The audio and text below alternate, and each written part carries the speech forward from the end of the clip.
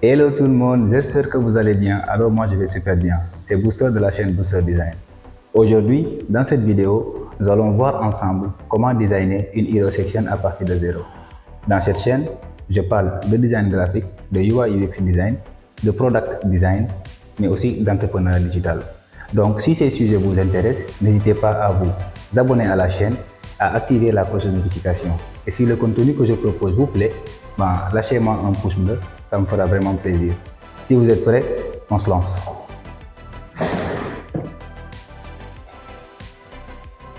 Comme je vous l'ai présenté dans l'introduction, nous allons voir aujourd'hui comment designer une hero section à partir de zéro. D'abord, on va faire une prévisualisation du résultat final. Donc là, on est sur notre design final. Comme vous le voyez, c'est un design assez simple, assez simpliste, assez solide. Et là, on a une section header en haut avec un logo, des noms de navigation et des icônes pour les réseaux, du texte centré avec des boutons call action et une dernière section ici en bas qui constitue une galerie d'images. On va essayer de reproduire ça. Moi, pour démarrer, je vais juste prendre une frame ici. Je vais utiliser un l'iPhone MacBook 14 pouces. Je vais zoomer un peu pour que vous puissiez voir. Voilà. Maintenant, on va renommer notre frame. On va l'appeler Hero Section.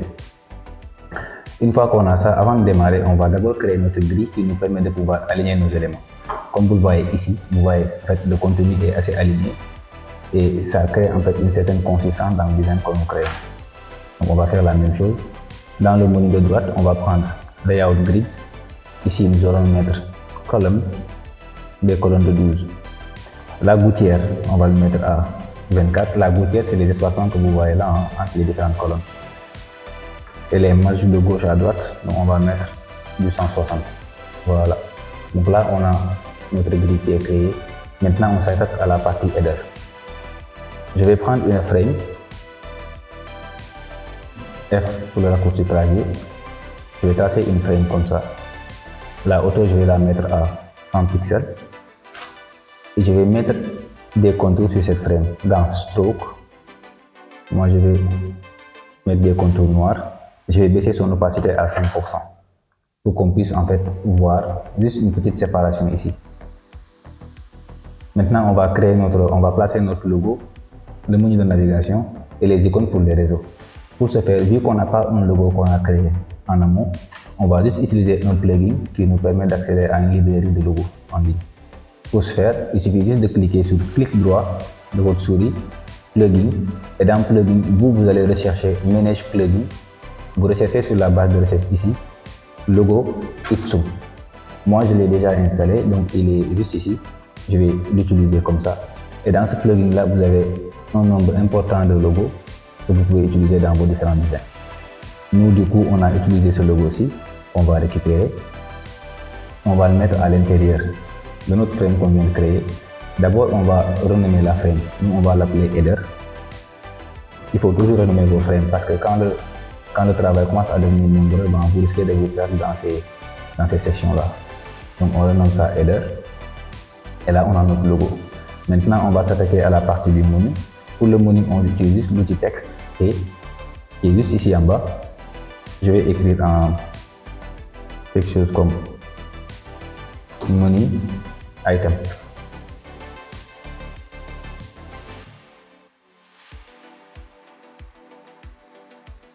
Item, qu'est-ce que j'ai écrit? Voilà. Donc, je vais paramétrer mon texte. Pour la police, on utilisera du Poppins pour ce tutoriel. Pour la graisse, on fera du medium et la taille, ce sera 16. Là, je vais dupliquer le texte, CTRL D. Je vais le déplacer ici. Je vais prendre les deux, je vais le mettre dans une autre layout, Shift A. Et là, je vais gérer les espacements qu'il y a entre ces différents éléments. Moi, je les mets à 26. Voilà. Là, je peux dupliquer plusieurs fois mon texte. Donc une fois qu'on a ça, il nous reste la partie des icônes. Ici, pour les réseaux. Pour les icônes, même chose. Vous pouvez télécharger des icônes en ligne sur Flipit ou sur d'autres plateformes qui vous permettent d'avoir des icônes ou même sur Material Design. Sinon, vous utilisez en fait la librairie Figma ou bien les plugins Figma qui vous donnent accès à des icônes gratuites d'utilisation. Nous, on va utiliser cette méthode-là. On va faire clic droit sur notre souris, plugin, et dans plugin, vous allez faire manage plugin, même chose. Là, vous tapez juste icône, et Figma vous proposera un ensemble de plugins pour avoir accès à des icônes. Moi, j'ai déjà installé un plugin que j'utilise, Iconify, que je vais utiliser ici. Donc là, je vais récupérer juste le logo de TikTok. Je vais rechercher le logo d'Instagram. On va prendre celui-ci. Ok. Et le dernier, ce sera Facebook. Facebook, on va prendre celui-ci. Voilà. Une fois qu'on a notre logo, on les sélectionne. On les met dans une autre layout, Shift A. Là, on vérifie leur taille. Est-ce qu'ils sont égales 24 pixels? 24, donc c'est bon. Et dans notre auto layout, on va gérer les espacements. Là, on voit que l'espacement est à 35. Nous ne voulons pas ça. Nous voulons les rapprocher un peu. On les met à 12. Et là, on va changer la couleur. On va mettre notre couleur primaire, qui est ce violet que vous voyez là. Si vous avez besoin d'avoir accès à cette couleur-là, le code c'est 7F5AFF. Donc, vous pouvez accéder directement à cette couleur-là. Ou sinon, vous utilisez votre propre couleur. C'est juste pour le tutoriel. Donc, une fois qu'on a ça, on va aligner nos différents éléments. On va les sélectionner, les mettre dans une autre layout, Shift A. Voilà. Maintenant, moi, ce que je veux, c'est que le logo soit aligné à gauche, les icônes ici à droite et les menus de navigation au centre. Pour ce faire, quand je l'ai mis dans une autre layout, Figma m'a automatiquement créé un espacement. Là, il a mis à 208. Donc, si j'augmente par exemple la taille de ma frame, vous voyez ici, la frame elle est élargie, mais les icônes ne bougent pas. Pourquoi? Parce que dans les contenus de l'auto layout ici, on l'a mis à left align. Donc nous, on ne veut pas ça. Nous, on veut qu'il nous distribue en fait l'espace qu'il y a ici, les 208 là, qui soit égal quand on augmente notre frame. Et pour ce faire, dans le menu auto layout, on va juste lui dire d'être en automatique. Et là, on peut regarder. Voilà, on va aligner un peu nos éléments. N'hésitez pas à zoomer pour voir.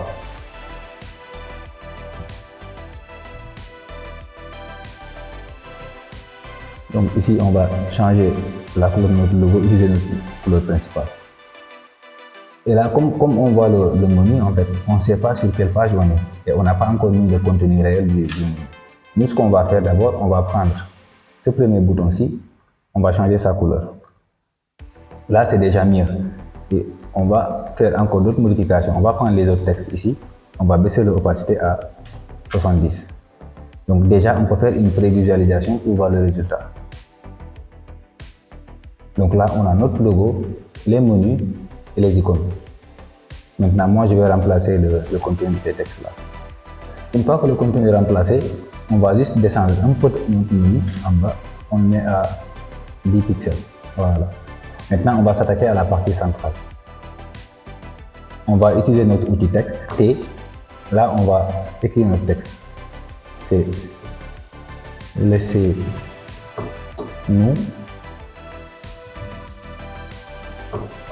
illuminer votre monde. Une fois qu'on a notre texte ici, on va le paramétrer un peu. Pour la police popping, c'est bon. La graisse, on va le mettre à extra bold. Pour la taille, on va mettre du 48, vu que c'est un gros titre. Ensuite, on va diminuer la zone de texte comme ça pour avoir deux lignes. On va le centrer sur le menu position center. On va remonter le bloc un peu. On va le mettre à 50 pixels du header. Une fois qu'on a ça, on sélectionne notre texte illuminé. On va changer sa couleur et mettre la couleur primaire.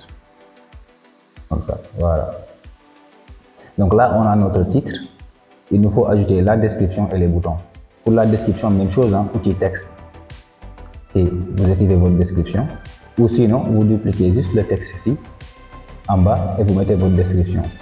Si vous n'avez pas de contenu chez vous, actuellement, vous pouvez utiliser en fait ce que l'on appelle des lorem ipsum.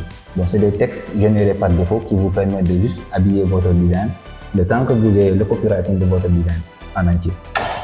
Nous, on va utiliser cette méthode-là. Pour ce faire, il suffit juste de créer un texte de faire clic droit dans plugin, vous recherchez manage plugin, le plugin qui s'appelle Lorem Ipsum. Moi je l'ai déjà téléchargé. Donc, une fois que vous avez ce plugin là, je ne sais pas pourquoi il refuse de s'afficher. On va refaire ça. Plugin Lorem Ipsum. Je ne sais pas pourquoi le plugin refuse de s'ouvrir.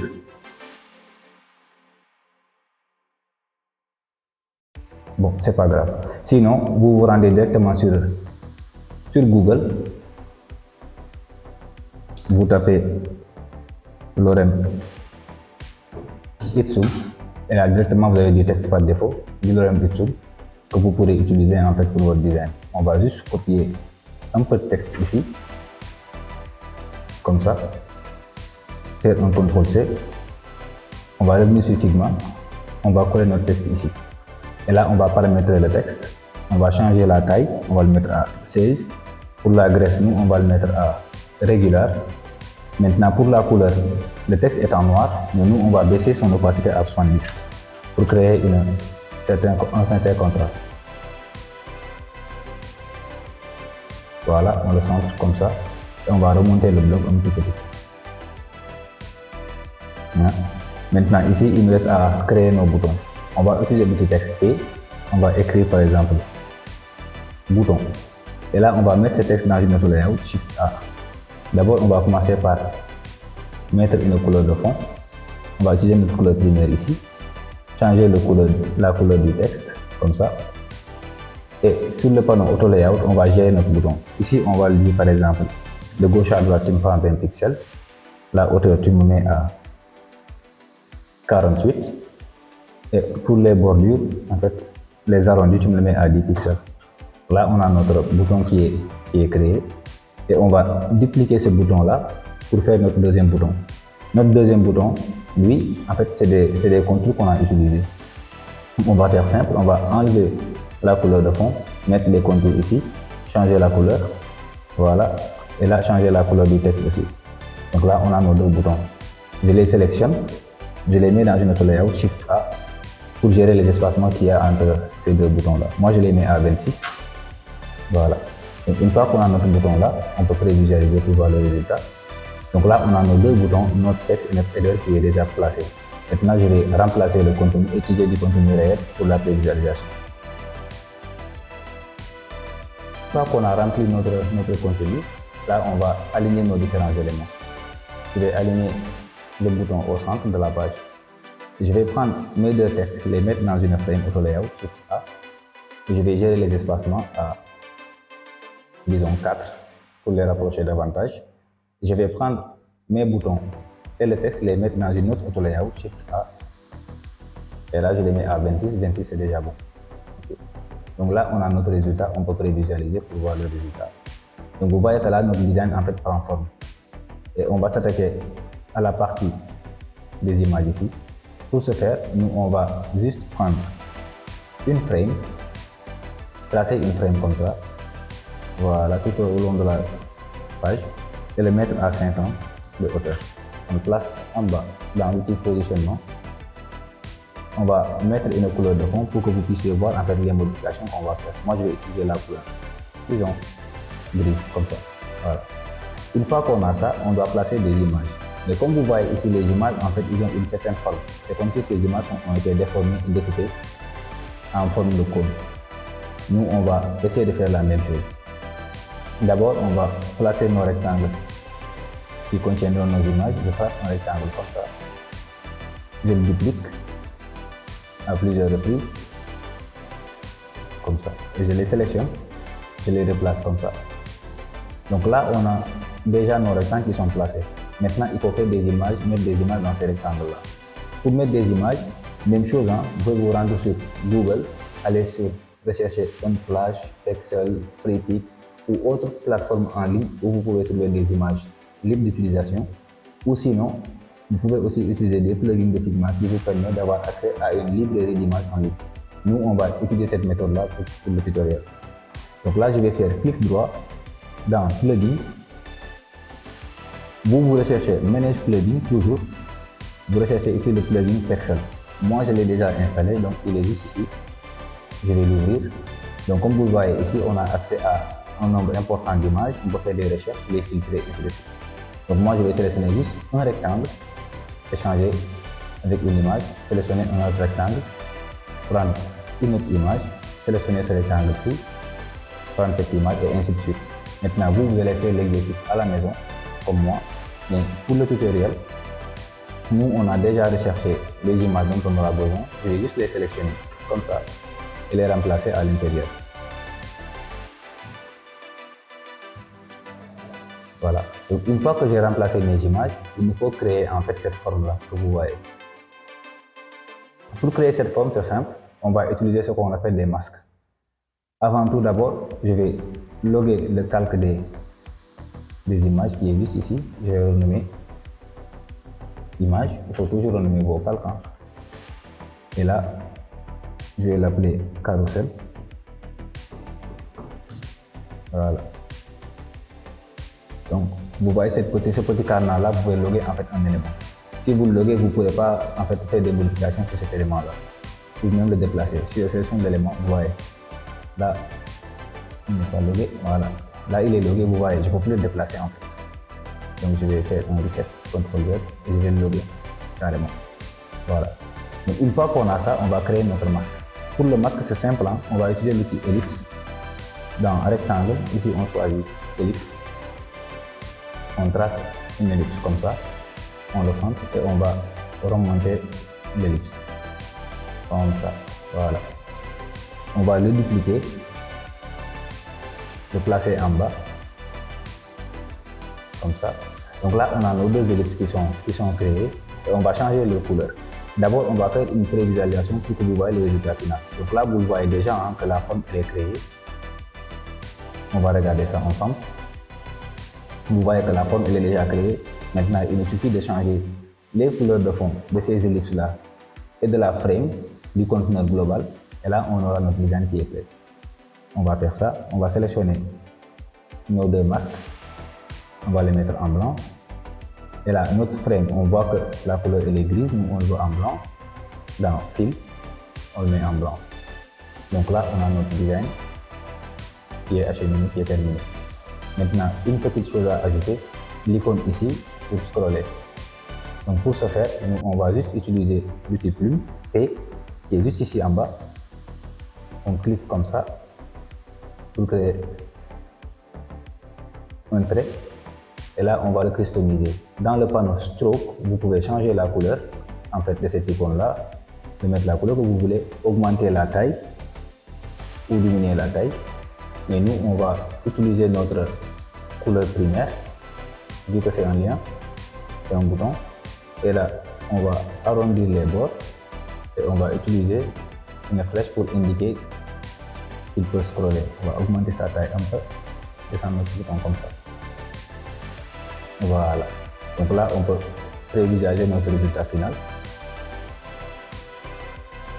Voilà, et là, on a notre résultat final. Nous sommes arrivés à la fin de cette vidéo. J'espère que ça vous a plu. Si c'est le cas, laissez-moi un pouce bleu. Si le contenu que je propose dans cette chaîne vous intéresse aussi, n'hésitez pas à vous abonner, à activer la cloche de notification parce que ici, je partage avec vous une vidéo toutes les semaines. D'ici là, portez-vous bien. Ciao.